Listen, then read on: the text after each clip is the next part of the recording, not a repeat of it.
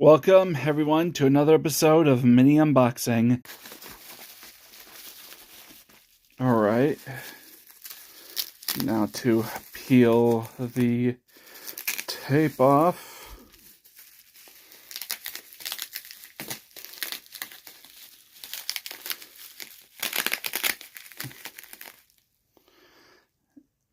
And time for the pen. Alright, here we go.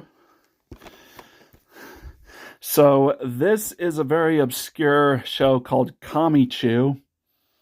Very obscure indeed. This is the original Geneon print. Sorry, I have to use both hands when I flip this over, else the discs are going to fall out. This show takes place between the spring of 1983 and the spring of 1984. Somewhere on Japan's southern tip.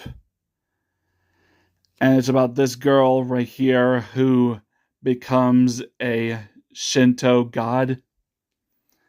Yeah, this is like one of those yashike, very mellow slice of life shows. Yeah, mellow slice of life despite the supernatural stuff. Anyway, yeah, watched some of it years ago and I wanted the rest of it.